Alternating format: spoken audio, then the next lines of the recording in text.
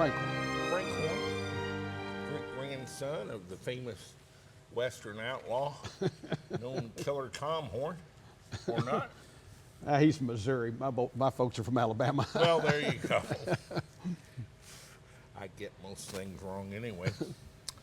Let me make up some stuff and see how close I get. You were in a United Airlines captain. Yes, sir, for 25 years. 737 driver? Or? No, 727, 747, 757, 767, Airbus. Everything but 737. Well, I got that wrong too. So it's Frank Horn, no relation to Tom Horn, United Airlines captain, and never been in a 737 in his life. But, so I'm going to make another wild guess that you own a Tesla Model 3. And a Model S. Oh, and a Model Yes, S. sir. Tell me about that and how and why you bought your first Tesla and how and why you bought another one. Well, Since we share that in common. Yes, we do. Well, as a matter of fact, I think our VIN numbers on our 3s are about 50 digits apart or less. Is that right? We took delivery about the same time. I came to the electric car conversion convention here about 4 years ago, and I've been a car guy for 55 years. My milkman, when I was 12 years old, was putting a Corvette engine in a 1940 Ford sedan, and I helped him put it in, and I was hooked. And when Kind of a father-son thing? well, he was, like I say, he was a milkman. I understand. You don't need to explain. But anyway, when I was 16, I bought a little 56 Ford '56 Chevy two-door hardtop Oh my goodness, for $15. It was just a basket case, kind of like that thing. And I put a Corvette engine in it, and that's what I drove to high school. And then in college, I drove a '47 Cadillac Fleetwood sedan. So I've been a car guy since I was 12. And then, circumstance is kind of funny.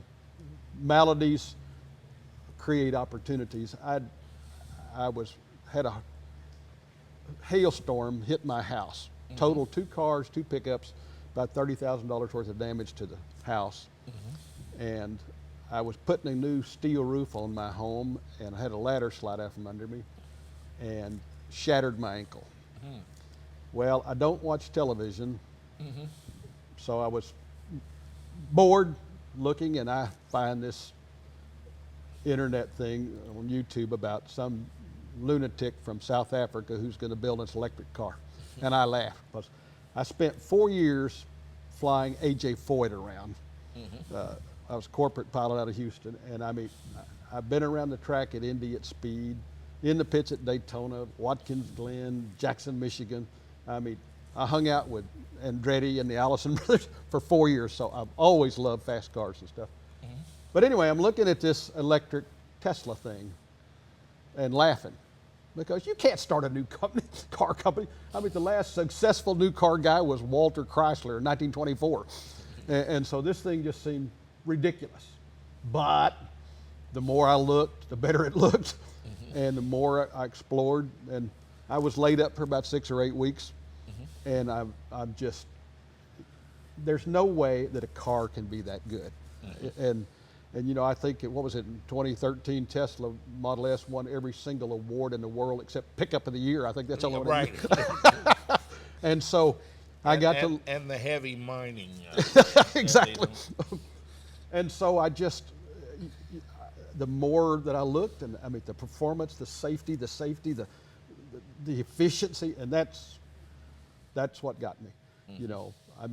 And of course I'm talking to the choir here, but when a car gets 103 miles to the gallon, no tune-ups, no oil changes, there's just no, it just can't beat.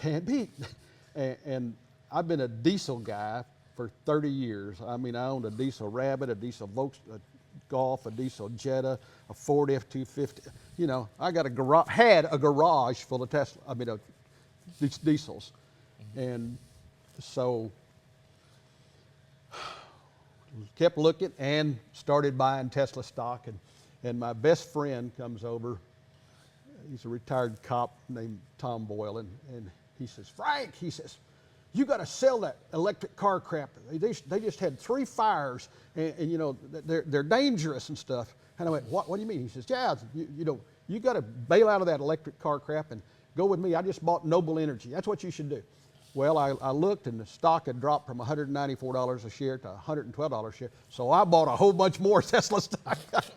Good man. And we just, every time So I you're looked. kind of driving on the house's money. I absolutely. Well, if Tesla wants to buy you a car, I've got no objection. That's right. As a matter of fact, I got several thousand shares of Tesla stock.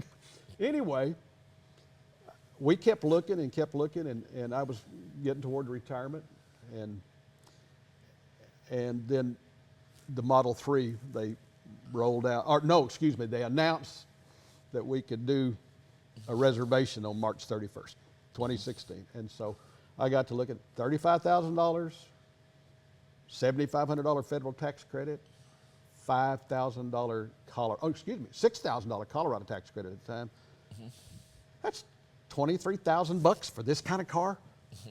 Didn't even know what it looked like, but I thought, yeah, we can't pass that up. So we went down March 31st to be first in line at the store in Denver. And we got there 2 hours before the store opened, and we were number 235 in line. People had been camping out there the night before. So we got in line, and it was a party. I mean, there were, hundreds and hundreds of people are there. It's snowing off and on, and we're just having a ball.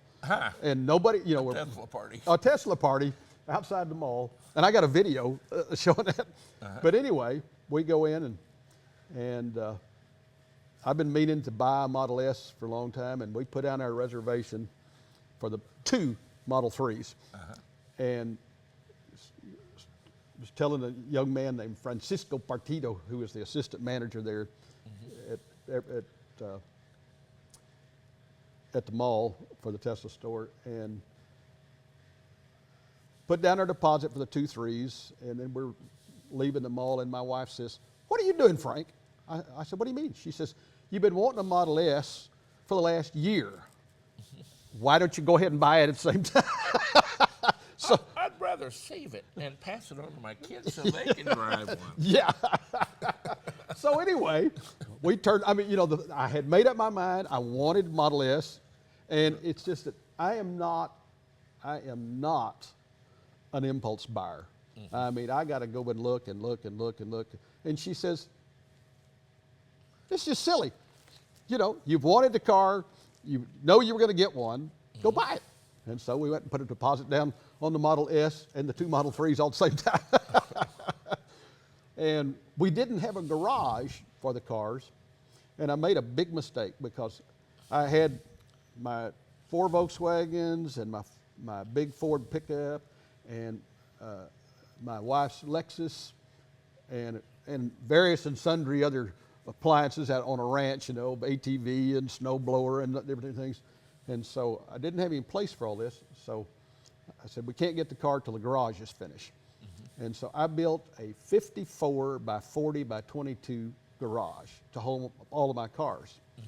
Dumbest thing ever, because when we got to Tesla, we got rid of the Jetta, the Golf, the Rabbit, and the Lexus. Because, The gasoline was turning to varnish in the tank. Exactly.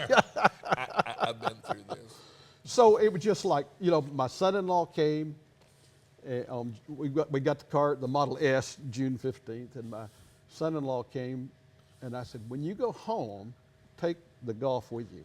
And he goes, "Frank, you loved that car." I said, "Loved" in the past tense because it only gets 50 miles to the gallon. Why would I ever drive it again?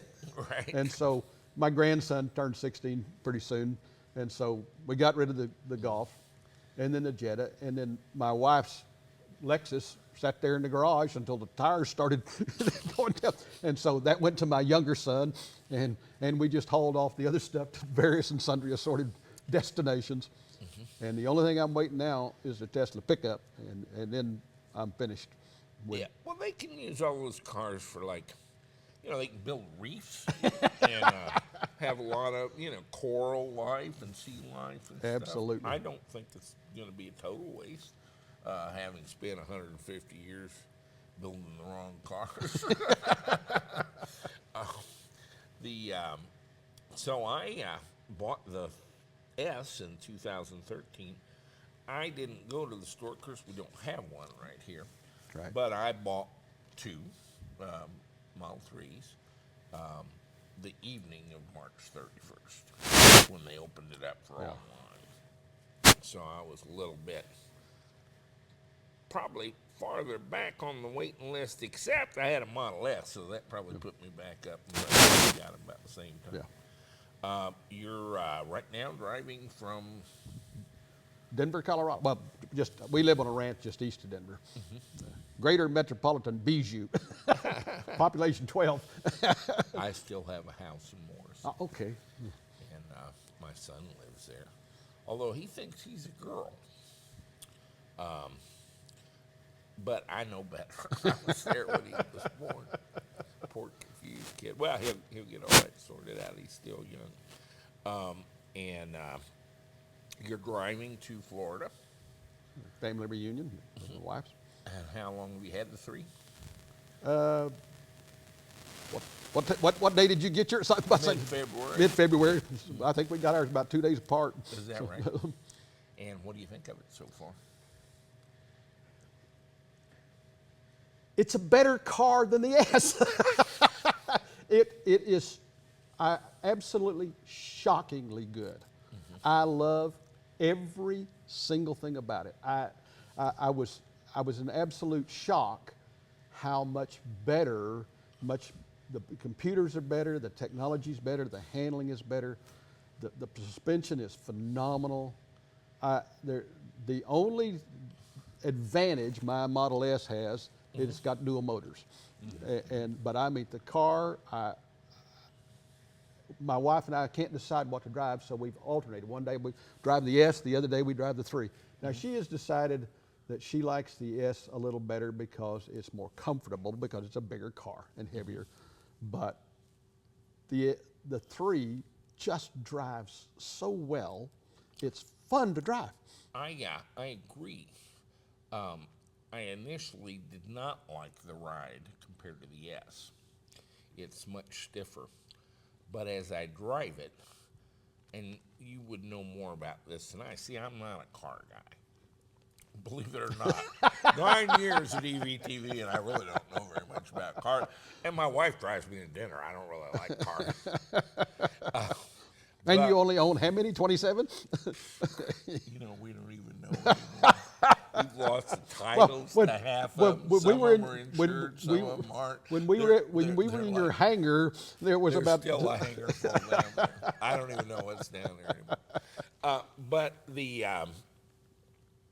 I found the 3 very annoying here in the flyover country with us deplorables. See, our streets are kind of like the third world country. Philippine Islands or something. We've got a lot of potholes. Yeah. I mean, there's people gone in, some of them we never got back. And the ride on the 3 I found very stiff and even jarring at first. But after a while, I noticed this car doesn't roll like the S does, side to side.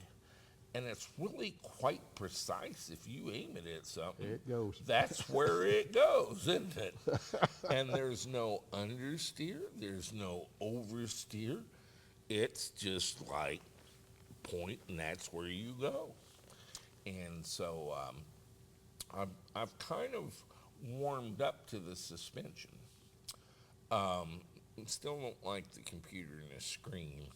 I've got an eye appointment tomorrow. At my age, I was a pilot, but I didn't fly for United. And you're going to have to go to bifocals or trifocals. It works a whole lot better with the computer. I was looking at that screen. I'm like, why didn't Elon? I mean, they've got it on Kindle. These 25-year-old kids in Fremont don't have any sympathy for the people who can actually afford the car, which would be us. Exactly. And the time and temperature on the computer display, I would have to be Superman and have supervision to be able to read that. Well, I ended up with the same situation, but because I flew the Airbus, which is all computerized, and when I got in my mid 60s, then I had to go to trifocals. Not my outside my distance vision is still really good, but I had to have trifocals to read the computers, and then even greater. And so I have converted my flying glasses to my driving glasses, and with the trifocals, it's perfect. I have a 10 o'clock appointment tomorrow. I gotta have some probably pretty Don't go to expensive Progressive. trifocals. Well, mine are $560 is what they cost me. That's one of the problems. But I guess if I can afford 2 Teslas, I can afford a pair of glasses, huh? Well, for me, as being an airline pilot, they were written off as business expense. So, Right. So there's that. I think the software in the 3 is comical. But I get 2 software updates a week, and things keep getting better. oh, the best is the speed control now. Instead of being on the touch screen, it's on the thumb wheel. Right, And right. that happened about 3 days ago, and it's fabulous. We just had a ball with this thing in here. Whenever I got my phone in my pocket, I'd walk into the room and it'd start flapping its mirrors and flashing its lights, and the doors locking and unlocking. So they finally fixed that, where you have to push the door handle like a 64 Falcon or a 56 Chevy to open the door. Who knew? And now it doesn't do that every time. And I like that. That's a nice feature. And you like it that it sometimes doesn't let you in? Hadn't had it. Well, one of the problems I think they had is that apparently my wife's phone and my phone both can't be talking to the car at the same time. So if That might have been it. We were both trying to get into the car. Both times it failed. yeah, and so if she gets there first, then my phone doesn't work. Ha. That's what I suspect. I got to test that, because both failures have been when me and the wife both worked trying to get into the car. I suspect that she's blocked you out. Might be. That's an interesting theory, and an easy software thing for them to fix. Right. And again, as I say, we're getting software updates so fast that I don't know what the car is, because it's different than it was last night. And so, but I really, it's growing on me pretty quickly. Well, we just drove ours 918 miles, and we had a really good time with it. I'm mystified by some of the criticisms. Now, you know about these things. I don't. They're talking about door gaps. Now, I really wasn't a car guy. Why would I care what the gap is on the door? What's that going to do for? I mean, if the door opens and it closes, why would I care how wide the gap is? That's like something out of the 50s. I have, well, first of all, let's talk about the entire automotive industry. The entire industry hates the Tesla car because it's made their products obsolete and their way of doing business obsolete. This was a guy from Monroe and Associates who'd been in the automotive industry for 40 years. And he's talking about, first he shows the good thing, and that is the Tesla computer board, just like an F-35 fighter plane. One of the guys that was interviewing him had to point out, well, actually, that's an NVIDIA board. It's not Tesla. This is Monroe. It's like a reverse engineering consulting firm that gets $70,000 for their report. He doesn't know that the board's made by NVIDIA. And then he goes on a huge diatribe about the wasteful weight and structure of the body. We're encountering this now with the wreck. We just about can't take it apart. But he apparently missed the Elon Musk rollout video of the slow motion side impact comparison with Volvo. Yes. I had occasion to do some analysis of the National Highway Traffic Safety Administration database a few years ago. Some shocking results. I finally decided just not to bother to publish them because they were so at odds with the entire narrative of the planet on vehicle fatalities. But one that's kind of safe, but they don't want you to know about. Did you know that you were more likely to survive in a larger car? By mass, yeah, sure. Everybody knows that, don't they? Except that it's not true. Do you know how much? No. So let's say a 3,500 pound car is 100. What's the increase if you're in a 5,000 pound car? I have no idea. Try 750. You're 7.5 times less likely to be a fatality in a car over 5,000 pounds. Really? Everybody knows this is true. They have no idea how extreme it is. Statistically, it's absurd. No one should be driving anything but a semi-tractor trailer. I mean, they just shouldn't be. But the narrative is not good for a lot of things. They want people to use less gas and smaller cars. But I bought, my wife and I each, this was in 2008, an Escalade, like the next day. Wow. It was that big a deal. The Tesla is a 3,400 pound car, this Model 3. But the cage you're in, I think is pretty damn good. I agree. And we're trying to chisel it apart right now. And we're struggling because it's really hell for stout. So this is a 3? That is the first Model 3 salvage car to ever come up on Copart. Oh, wow.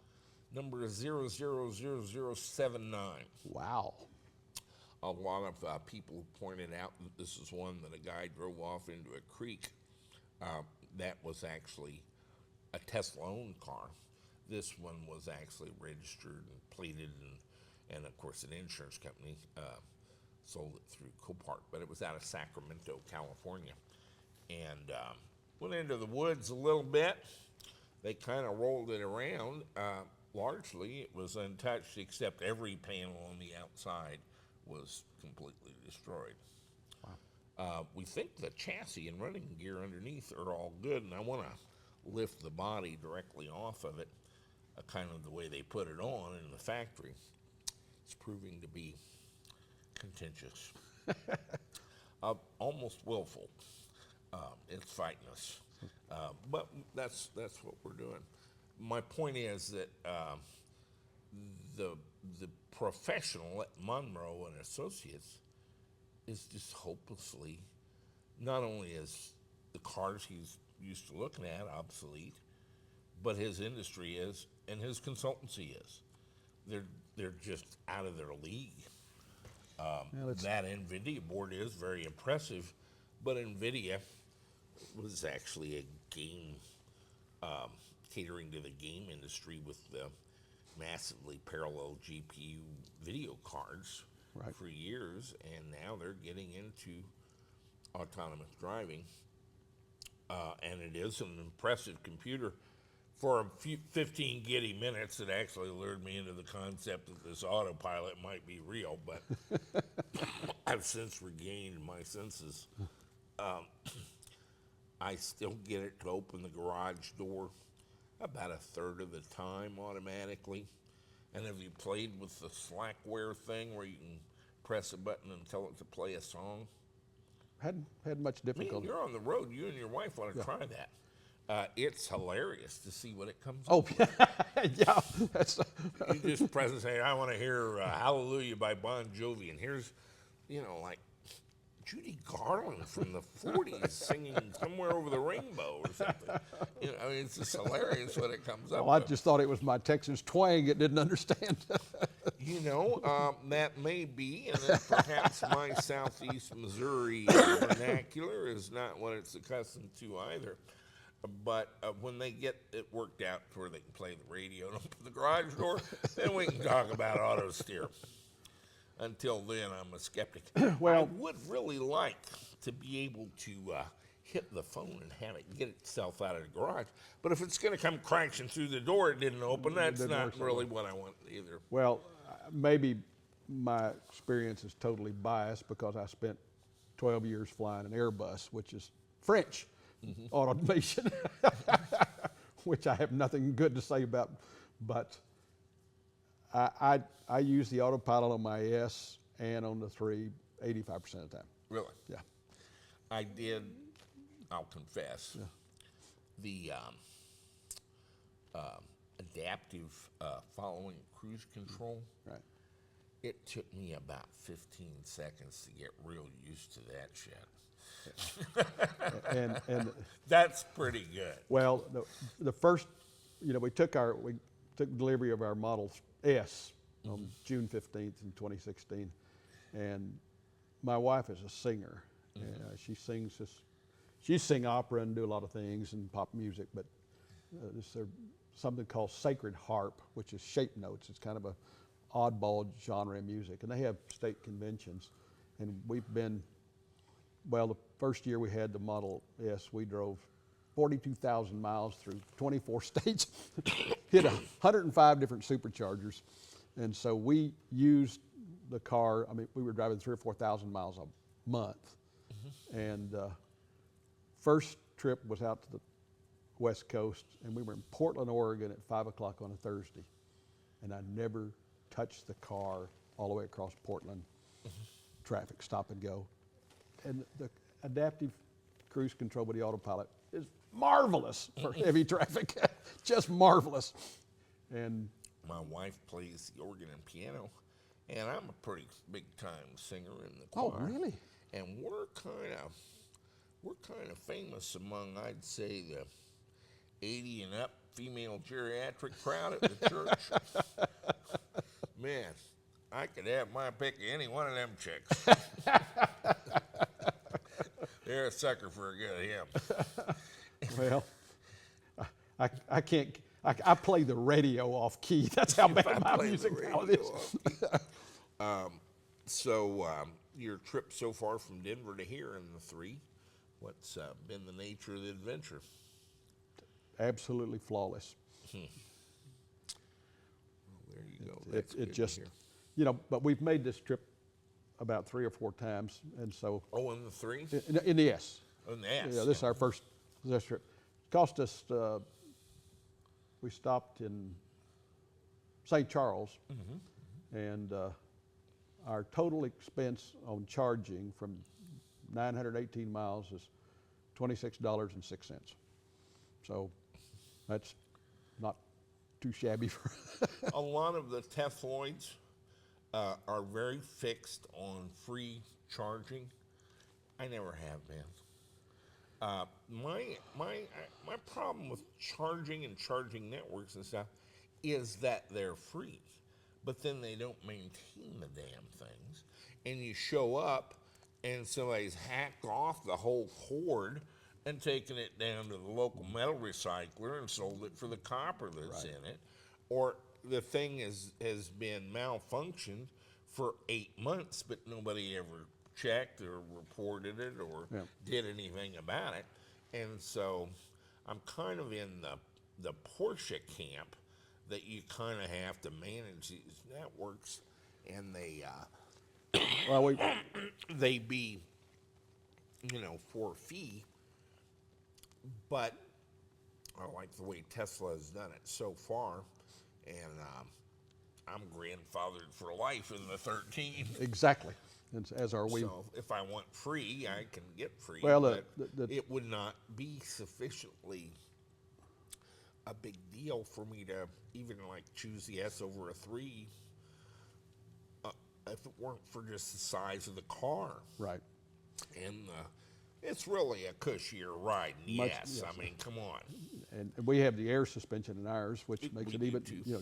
it does make a nice ride. It does.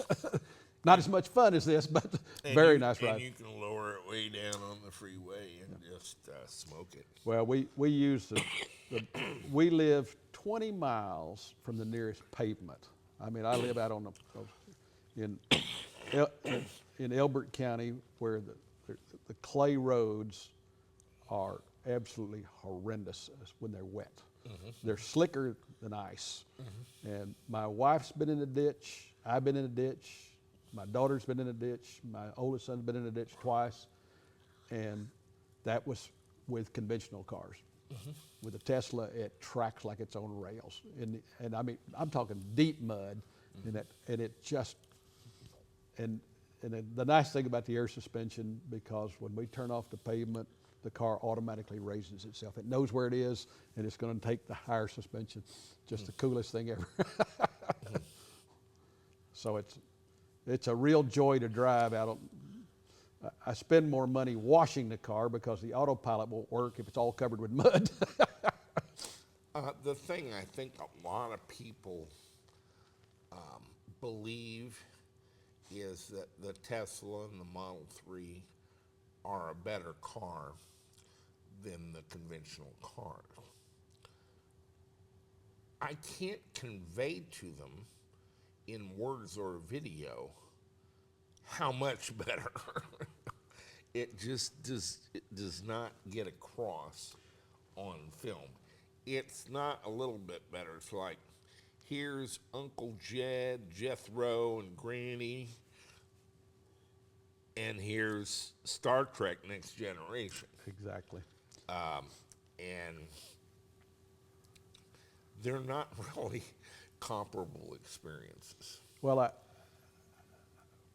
this time last year, we went to the same family reunion in the Panhandle of Florida, and I had been taking people for rides, my wife's family, and one of her cousins says, he says, "What's so special about your car?" And the Model S, you know. And I went like, "Everything." He goes, "Well, what do you mean?" I said, "Well, it's safer, and it's safer, and it's safer. I mean, has the highest crash worthiness in every category and subcategory. So it's safer to crash in. It's safer because it handles better than any other car, so you're going to have fewer crashes." You're not going to be in the crash in the first place. Yeah, and with the autopilot technology and the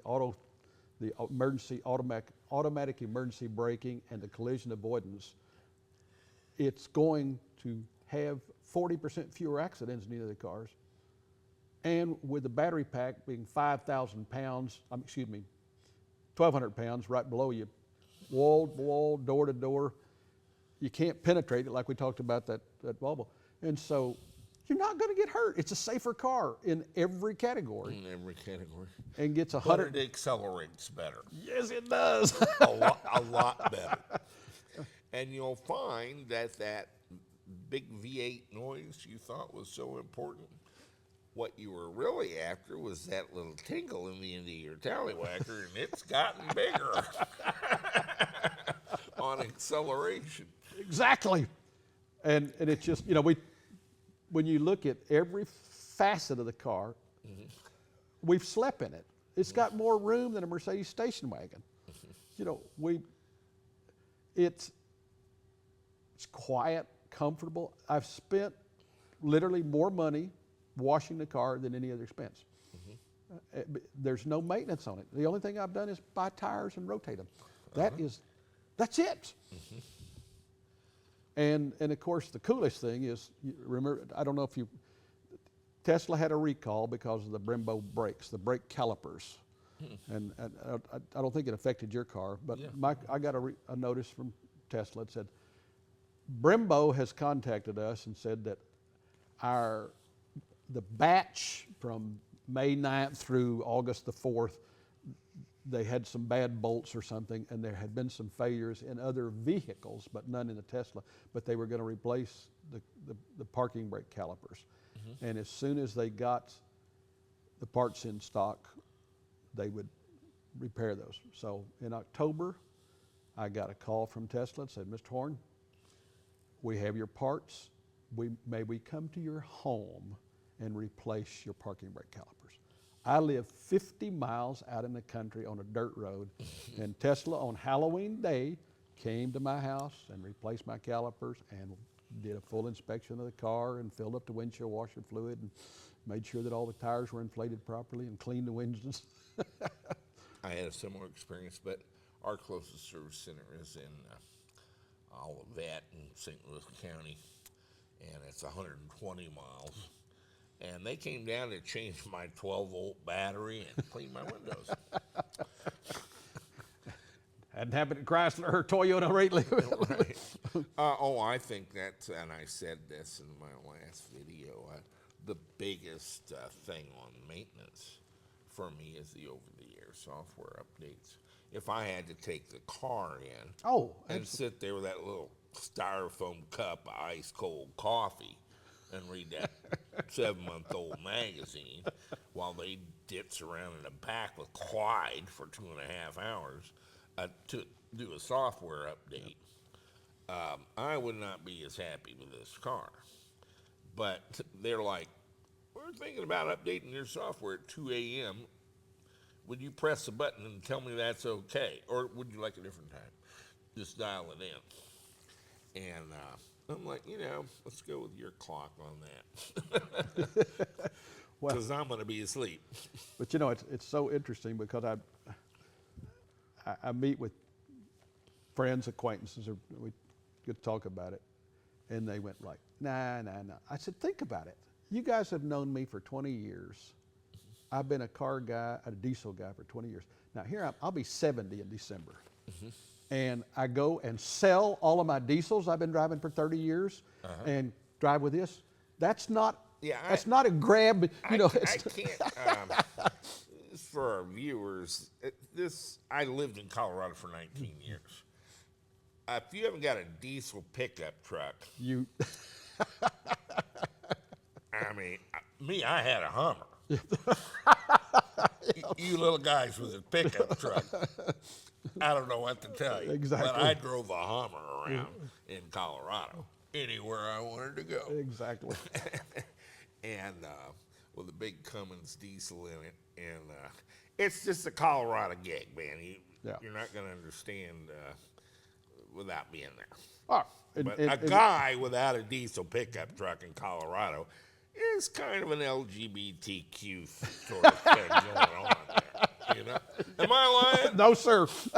Well, especially I live in Elbert County, which is ranch country. Would you pull up to the coffee shop and not have a diesel pickup truck? But it's no different than where I grew up in. I grew up in the Permian Basin in West Texas. Well, that would be the other place where that would hold true. My brother Andrew has lived in West By God, Texas, moving back and forth between Odessa and Midland, which you can tell they're different because the football team's different. That's it. That's about it. Well, I live 40 miles. I grew up 40 miles east of there. I've lost both my brothers to Texas. They went for a visit and just never came back. I don't know what it is down there. Chicken fried steak. I view Texas and California as both very interesting places, but not quite like here in the States. True. And very different from each other. So I don't know what's going on in Texas, but it's like the Roach Motel. They go in, they never do come back. They don't even want to come visit. It's well, the folks, kitty cat. I'm allergic to cats. I don't mean that. You'll really be allergic to this one because she's got shit for brains. This is our new shop kitty. We had one called Shop Cat, so my daughter gave us this one, and so we called her Shop Cat too. But it's been so confusing. We're gonna call her Shop Kitty, but she is a shit show, man. Get out of here. She also doesn't mind very well. Richard, would you come get the cat? We already got a huge pollen count. Last thing you need is a cat if you're allergic. And so that's, but the Tesla is simply a rule changer. Totally. It's different. Well, my whole family, my family says, but Frank, you own big V8s and Volkswagens and diesels. What are you doing? Moving. 350 kilowatts. That's what I'm doing. Just moving into the 21st century. I don't know what they are, but I like them. Exactly. And there is a huge reaction from other people. But once you've driven the car, been in the car, it just Well, Well- it ruins you. I actually hate driving my diesel truck. huh. I mean, I just, and my wife says it's just so noisy, and it shifts and it doesn't go anywhere, you know. And I know the feeling. If I'm in a gas car now, It's just I almost ugly. go into a panic. I take my foot off the accelerator, and it it's doesn't- like it's still going forward. It's like it's accelerating. I feel like it's out of control. and people don't believe. I had a flat. Now living out in the weeds, you know, our county maintainer comes along and plows all the crap out of the ditches and dumps it back in the middle of the road. So I've had 3 different flats. So I carry a spare in my Model S because of the roads. I mean, all the garbage. But Well, there's room for one. yes, indeed. But I lost my train of thought, Jack. I forgot where I was going with that. A spare, and you've had flat tires in the car. Not since I put the spare in. Well, that's why you have one. That's right. My brother, I was gone for almost 4 years overseas in the 70s, and I came home. My little baby brother, the one that lives in Texas, was out in the driveway working away on a Ford Pinto, and he had the whole steering column out of it and was replacing the ignition and everything. And I got a 6-pack of Stag beer and sat down on the brick wall and was drinking beer, watching him and trying not to be a know-it-all. And he just working away, and this went on for an hour. And he got in and he turned the key and it went click, click, click, click, click. Familiar noise to me, actually. And he started cussing. And he went on for about 5 minutes and ran out of words finally. He wasn't around my grandfather who worked for the railroad that long. He'd never been in the Navy, so he had a very limited vocabulary. Probably 60 really good curse words, and then he was pretty much done. And he come over and sat down, and I handed him a beer. I said, "What's the problem, Mark?" He said, "I have changed the alternator, the battery, the starter, everything on this car, now the ignition switch, and it's just not going to start." I said, "Oh, it might." I said, "If you go in the garage, go up to the front of the garage on the right, there's a little shelf. There'll be a little box that says FORD on it. Why don't you go get that?" He looks at me. I've been gone for 4 years. How do I know what's in the garage? It's not like any of them were going to clean the son of a bitch. I knew that. So he goes in. He comes back with his box. I said, he opens it up. And he pulls out a relay, a Ford relay. And he looks at it. And I said, "Why don't you look under the hood and see if you can find something like that?" And he pops the hood, and right there it is. He says, "It's the same relay." Yep. I said, "Yeah, why don't you swap that out?" And he changes it out and gets in the car, turns the key, and looks at me as the car jumps on the line. He said, "Well, how did you know that was in the garage?" I said, "Because I put it there, and I can be pretty sure that you nor your father's going to touch cleaning anything in that garage. I was the only one ever cleaned any of it." And so I was pretty sure it'd be there. He said, "How did you know it would fix the car?" I said, "That's all Ford's. That was in there Starter relay. for my Falcon." He said, "Now," he said, "Well, why do you have an extra one?" "Same reason you're going to have one. I want you to get in the car and go down to Napa and pick up one. If you'll put that in the glove box, you'll never have to deal with this again." That's exactly. what it's for. That's right. And so that's, yeah, just carry the spare. You don't have to put air in it. Just have it. And that's the way that is. So, any other interesting observations about Tesla? Said you have several thousand shares. Several thousand. I just announced, you may have been on the road for our most recent video, I'm putting out a stock call for Tesla within 60 months at $1,500 now. I don't disagree with it. I'll tell you that. And it hadn't got much to do with the car. It does, but it doesn't. See, people but think Tesla is a car company. A car is a good way to demonstrate the technology. They're going to be much bigger in solar energy storage. I believe so. And this is going to be a much bigger deal. Well, you know, the hurricane that hit Puerto Rico is going to make a showcase for Tesla.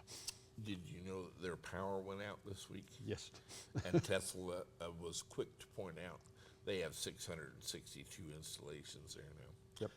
But one of the key elements, and don't miss this, is that China has just announced that they can go ahead and proceed with their new Tesla factory in Shanghai in the free trade zone. And it would be okay in this instance for them to own 100% of the factory, which they don't do that. You can build in China, but you have to have a Chinese partner that owns a controlling interest. And they've just approved that. Once they're there with the plant, I can tell you we sold Chinese lithium batteries for several years. Right. I get a lot of things for electric That's the cars. Chinese today aviation from Chinese. company? Was it? Actually, the China Aviation Lithium Battery Company was born of it's called the China Missile Academy. It's a defense, like a defense contractor, but really part of the government. But they have a lot of lithium battery there.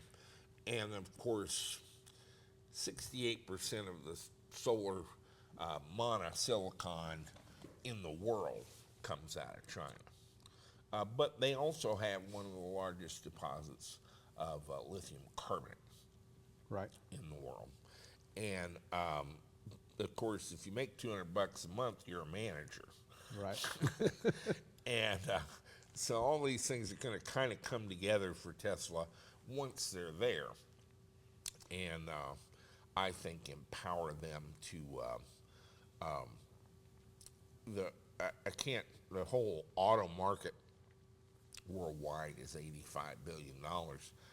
The electric energy in the world is trillions.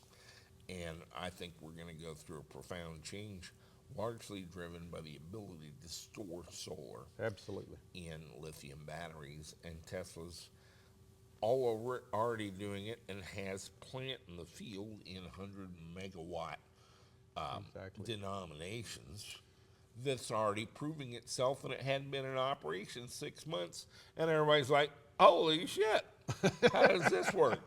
The natural gas turbines in Australia, where they have power outages every afternoon when the air conditioners come on, this time of year, takes 6 seconds to spool up, and Tesla's battery takes less than 100 milliseconds. Exactly. And so it's kind of like Tesla and the cars. I really have nothing against internal combustion engine cars. It's a matter of technology, elegance, and moving to the next phase. King Faisal of Saudi Arabia, one of the largest oil producers in the world, was cutting the ribbon on one of the largest solar plants in the world at that time when he was still alive. And he said that man did not precisely leave the Stone Age because of a lack of stones. And we're not going to move out of the fossil fuel stage because there isn't any.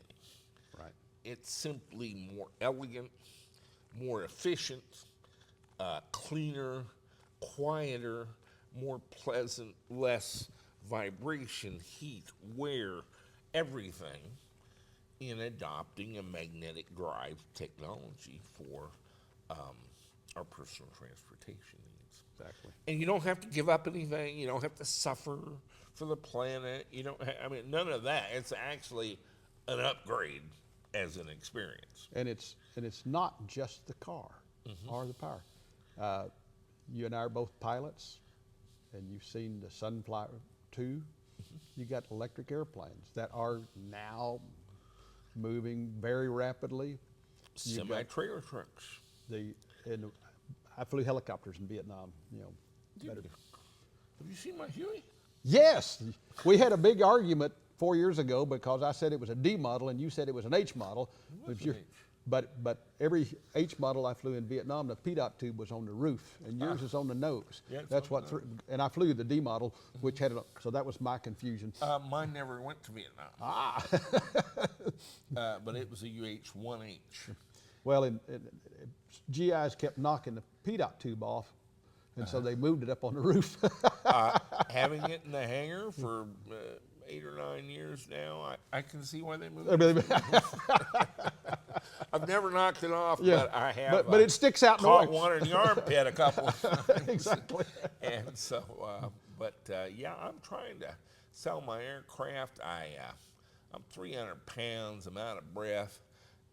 My problem with airplanes always was, and this is still the case with the Tesla Model S, not flying them, it was getting in and out of them. You find getting in and out of the 3 is easier, though, is it not? It's actually easier than the S. Exactly. Isn't that weird? It really is, but A lot of people, it's true, the 3 is a smaller car. However, it's not really smaller. it's bigger inside. That's what's weird. What they did, you don't have to go far to find out why. You walk to the front, but you have to. I only opened the front on the S 4 times, and that was to show it to people. But they took it all out of the front. They moved the whole dash forward and down, extended the glass down, where you have much better great visibility, and of course moved the front seats forward to match all that.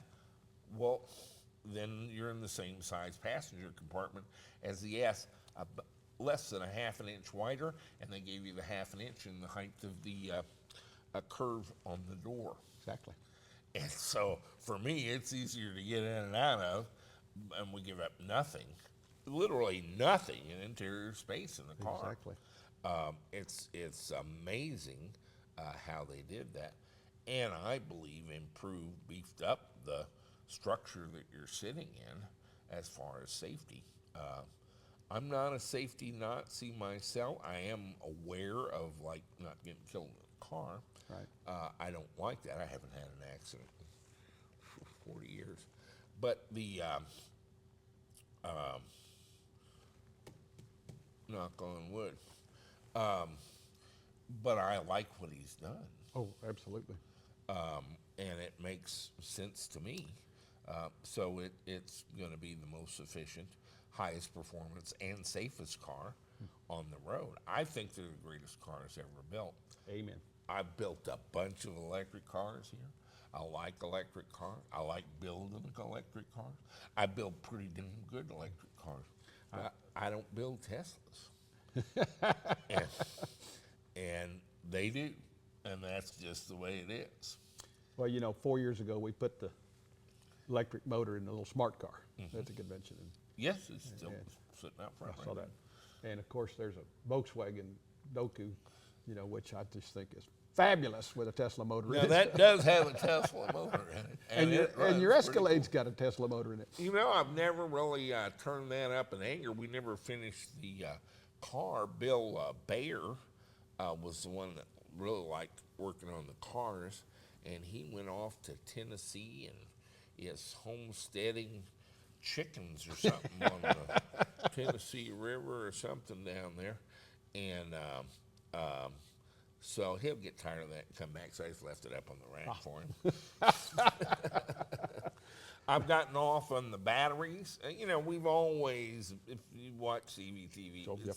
it's always been a battery thing. The cars are a good place to show off batteries. But I've always been about batteries are magic rocks, photovoltaics are magic rocks, and now we're kind of working on using the remaindered electric vehicle batteries as storage for solar for the rest of us that can't afford a 100 megawatt Tesla power plant. there's an interesting thing. Because of our deep distrust of batteries, you can't sell an electric car without like an 8-year, 100,000-mile warranty on the batteries. My 2013 Model S is still under warranty for 3 more years. Exactly. And so if you wreck a S, I've got one over there that's a battery out of a car. It had 5,500 Oh, wow. miles on it when it was wrecked. I know that because the BMS reports it to me. Right. And I've decoded the whole thing. So here's a perfectly good battery. It's not just perfectly good, it's essentially brand new. Right. But there is no automotive replacement market for it for these poor guys with the junkyards. You take the battery out, and who in the right mind would buy a used Tesla battery for their Tesla? If there's anything wrong with your battery, you call Tesla.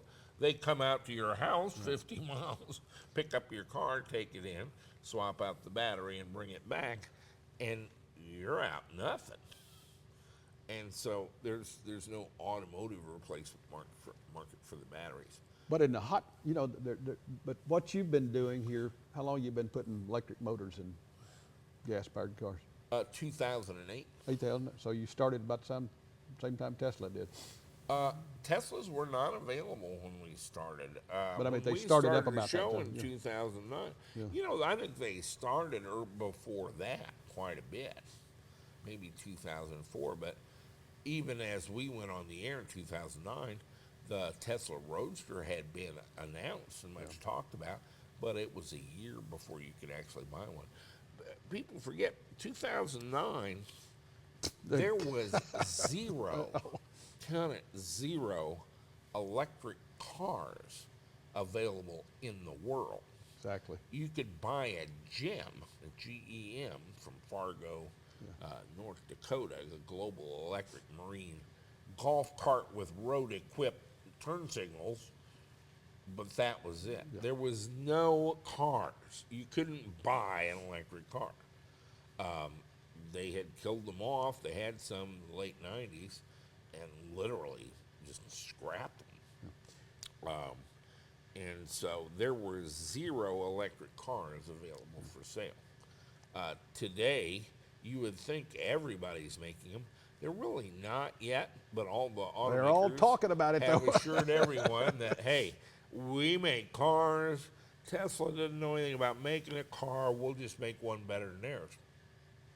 I'm like, you know what? You better bring your A game and a sack lunch.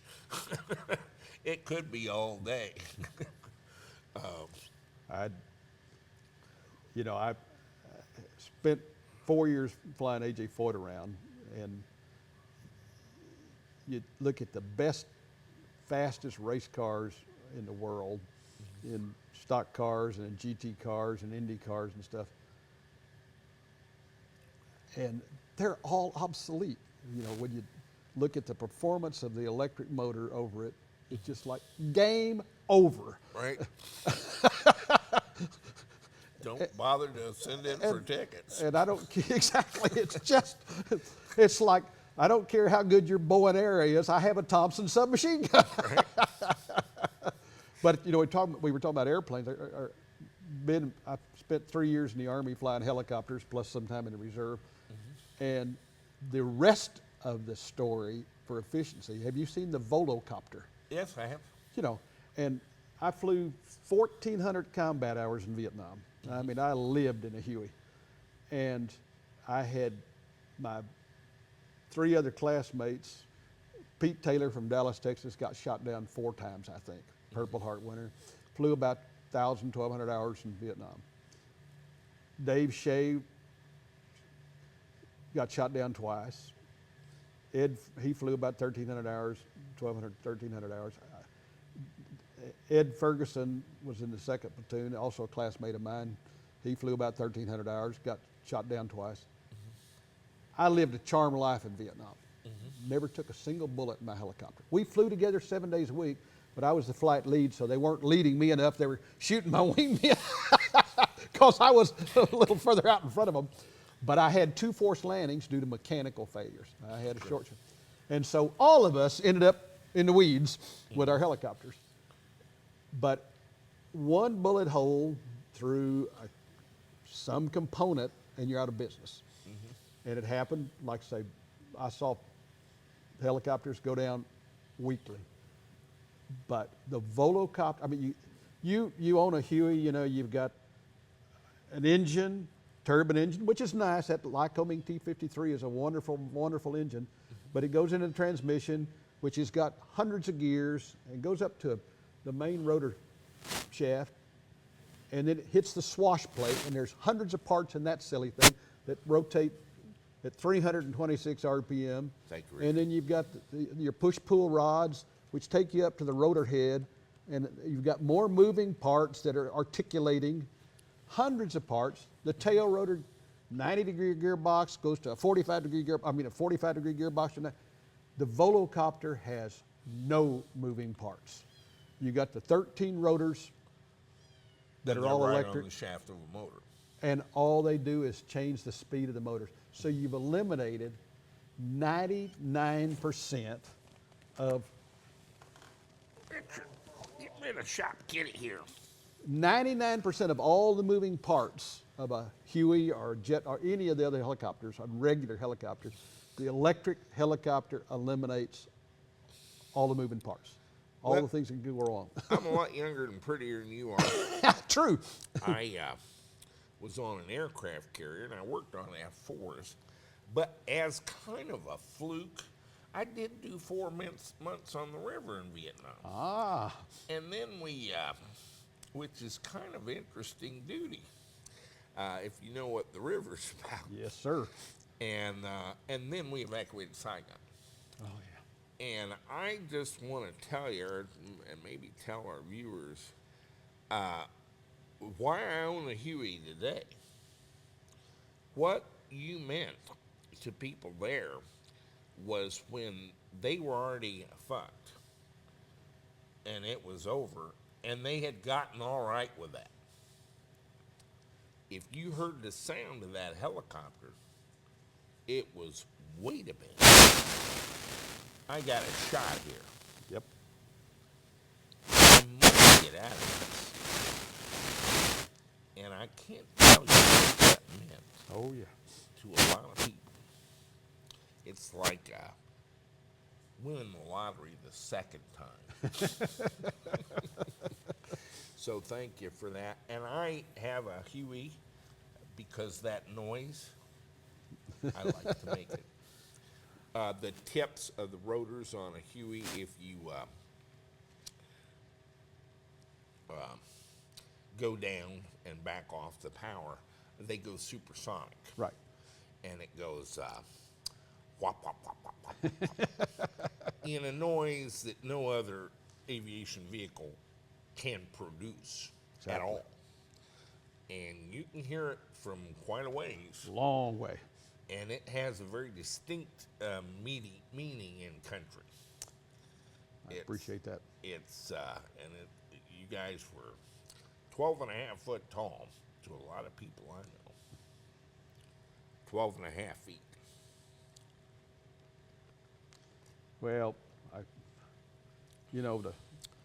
Unlike a lot of the stuff going on today in aviation with the old guys celebrating the Second World War, our war was not that popular. It wasn't that good a fucking war. I don't care anything about it. I don't even like talking about it. But well, and of course, when you're 19, you're too stupid to be scared. I wasn't that stupid. Well, I got to tell you a short story here. And I was 19. Like I say, I lived an absolute charmed life in Vietnam. Mm-hmm. I mean, when, like I say, my 3 other classmates, each got shot down at least twice. I never took a hit. Never had a problem at all. Both forced landings, I happened to have an open place to land, so I made very successful auto rotations. And I had a young lady in Panhandle of Florida I wanted to marry. And so I flew home, went to Florida, spent 10 days trying to convince her to marry me. and finally talked her into it, and went home. My charm life in Vietnam without a scratch. The day I got home from Vietnam, I'm scuffling with my little brother, and he breaks my jaw. You wouldn't believe how many guys came back and got in car wrecks. They hadn't been in a car in 2 years, and they thought they could drive, and guess what? So You got to stay current, don't you? that's right. But I had to get married with my jaw wired shut. Was there any truth to the story in the military? They love stories, but I was always fascinated by this one. A guy in a Huey, to get some guys out, landed in a stand of bamboo and actually gradually lowered the helicopter into the bamboo, cutting it Yep. to the ground a bit at a time, and then got out. His blades are all chewed up. It wasn't a nice ride, but not nice as coming in. And I think that's where the weed whacker came from. Could have been. Well, I know that we got. Somebody was riding in that helicopter and went back and invented the weed whacker. Well, there were a lot of what they call elephant grass and stuff that we chopped up some, Right. getting to the ground. The bamboo, depending on how thick it was, really sliced up the blades. They were really, that's bad for the blades. Well, they say he came out with some Yeah. bad blades, and that It's thing like- shook like- all the way it home. does shake. And when they looked at it when they were on the ground, there wasn't anybody wanted to look at it again. They just all turned and walked away, man. So, Oh, thank you, no. well, we can sit and chat all day. Are we?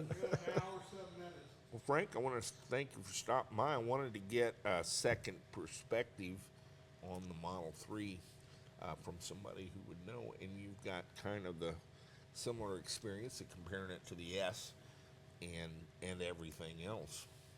Do you think Tesla's going to make it? Well, last time it dipped, I bought more Tesla stock, so. It's down at 280 today, and I put in an order myself. Well, but I made a mistake. I bought when it went under 300. I missed when it went down below 250. Yeah, I sat there and looked at that kind of in shock, and I didn't buy any that day either. But at 280, I can sure pick some up. If he doesn't improve his production rate at all, which would be very un-Elon Musk-like, that's 125,000 cars a year. It's $7 billion. What a problem to have. Well, we took a lot longer to get down here than we should have, because driving a Model 3, you are a celebrity. Yes. I mean, every single stop we made. Well, I was late coming here because I couldn't get out of the hotel parking lot. I dropped my wife off, and there's people surrounding my car. Is this the 3? Is this the Model 3? Is this really? Does it really do? I mean, and this is we go to church, we go to a restaurant, we go anywhere in the Model 3, and we get swamped. You know what? I have suffered that indignity since our first build, the 57 Porsche Speedster. What you say is entirely true, but I'm like really used to it. Well, you're a lot prettier than I am, too. And I got to tell you that I never was really vain or into status symbols, but over time, would you believe, I got to where I really liked the attention. I had to give up ice cream, because if you come out of the grocery store with ice cream, It would melt. you ain't gonna get home with any ice cream. Well, the interesting thing is, I've always been a very frugal individual, and I am married to one of the most frugal ladies, and I bought a brand new car. No, I did the stupidest thing. I had a little 62. In southeast Missouri, we call that prudent. I had a little 62. California is frugal. Anyway, I had a little Buick Skylark or something that I drove to flight school, and when I graduated, I left Fort Rucker, Alabama, headed to St. Louis to see my oldest sister before I went to Vietnam. And my car went belly up about 50 miles short of somewhere around Fisk or something. And so I'm on my way to Vietnam, and I buy my little brother a brand new car because I had about 3 weeks before I went to Vietnam. So I bought myself a brand new car and drove it from St. Louis to Big Spring, Texas, and my little brother inherited the car. That was my first new car. And then I bought a 72. Had some problems with I bought a Volkswagen. And in 72, I had some trouble with the car, so my father-in-law says, get rid of that foreign junk and buy a good American car. Morgan. So he talked me into buying a little Chevrolet Vega, which was the worst car of all time. Worst car ever built, exactly. And so far, after that, bought 2 new cars and had problems with both of them, and I said, screw that. I spent the next 25 years driving, what do you got on the lot for $1,000 or less? And that's what I drove. But I always wanted nice cars and loved. I didn't do that, but my father was fairly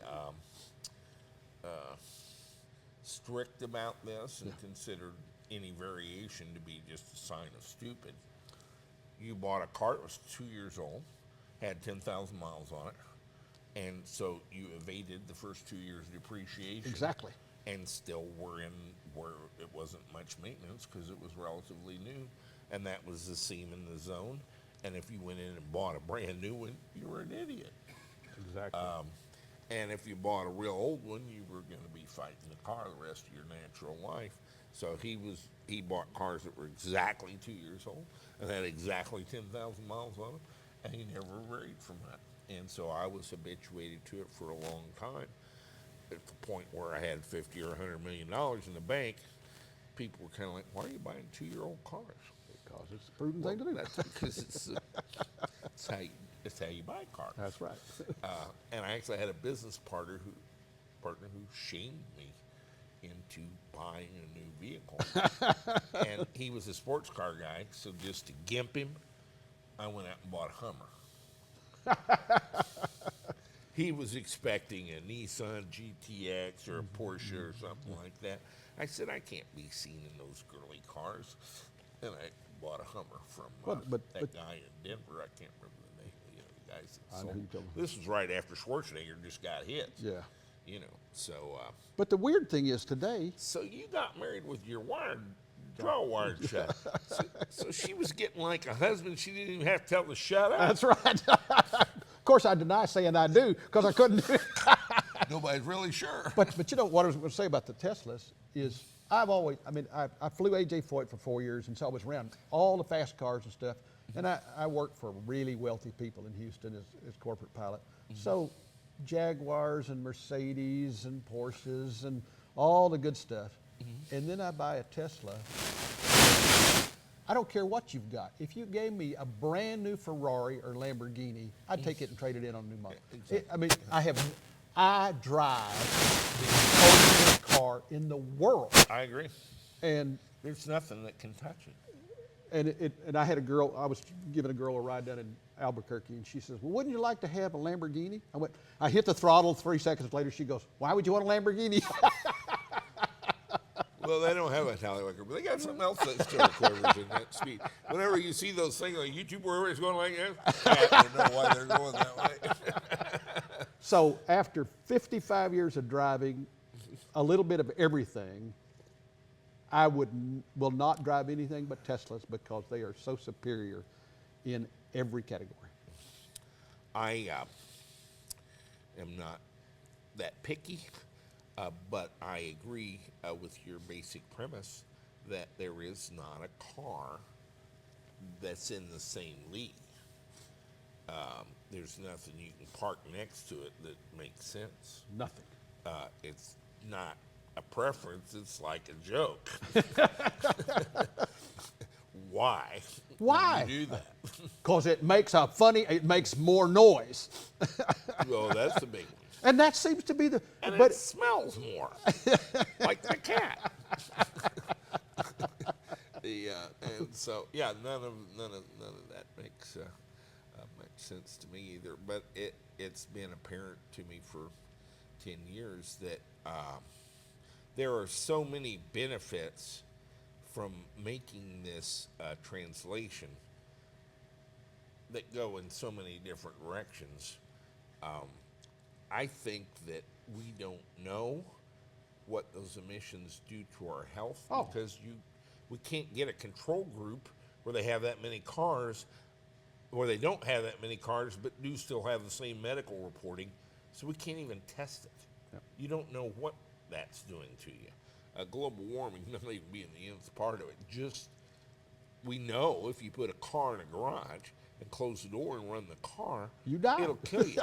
So how did it get to be okay to run 1.5 billion of them as long as it was outside? Exactly. What kind of thinking is that? Never mind the oil and the military and our kids going over and coming back without an arm and stuff over nonsense in places I wouldn't even pay to visit. Exactly. It's what's all that about?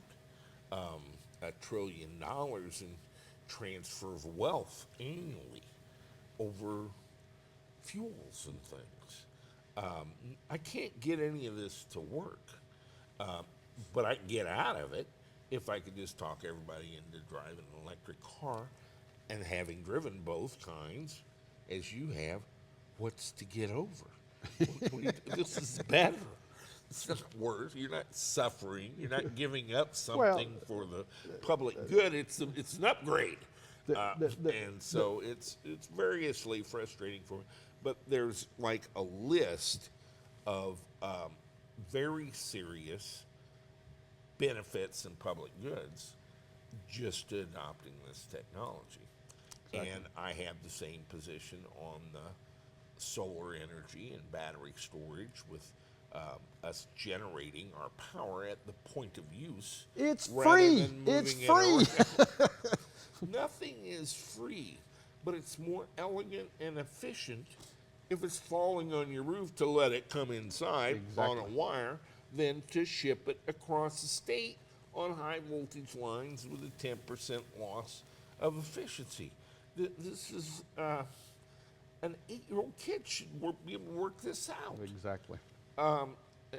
This is not, you don't really have to be a rocket scientist, and I guess I was one for a little while, to work all this out. It's not that hard. No. The list of reasons why and where and how are evident to me, and I've spent the last 2 years simply trying to convey that, not by advocating what you should spend your money on, but by personal demonstration and example. And that's different from being a shrill advocate wishing the government and rich people would all spend money on what I want. Well, the big argument, I've got some people that I talked to about it, and, well, how long does it take to charge? I don't know. I'm asleep. Why would I care? Why would I care? Well, what if I'm driving across the country? We charged this one in Kansas yesterday, 460 miles per hour charge. 460.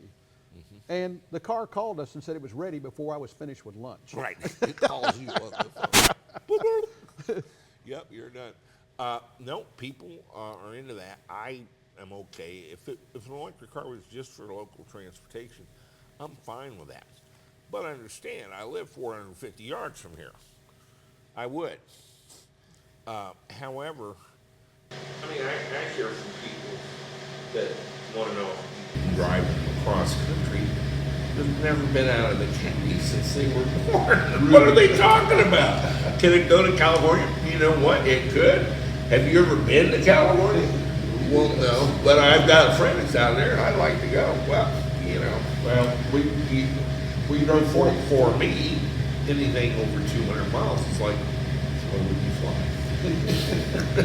Why would you sit in the car that long? Well, my bladder can't do anything that the car can do. Well, and that's what I tell everybody. The range is 310 miles. My bladder range is only 150. Right. And we find that actually traveling across country in the car, because my wife likes to go to these small places, that traveling in Tesla, you drive 2 or 3 hours, you stop for lunch, the car is ready, always ready before we're ready. Yes. And we went, gone to the West Coast 3 times, Florida twice, and it is a much better way to travel. And with the supercharger network, he's seen it. Absolutely. And flawless. when you stop in St. Charles, how many quarters do you have to dig out and pay for? Nothing. Just goes on your credit card on the website. I don't know what it does. Even paying for the car. My I car- put in my bank account number and clicked yes. That's That it. was the payment process. And the charge in St. Charles was $1.60. Well, there you go. Cash money hard to come by, but pay it off over 20. Frank, thanks for coming. Let's wrap it up. You and I are going to go get a bite to eat, and these guys will have to fend for themselves on the food. Yeah. We don't do food here at EVTV. Stay with us. There'll be more. Thanks.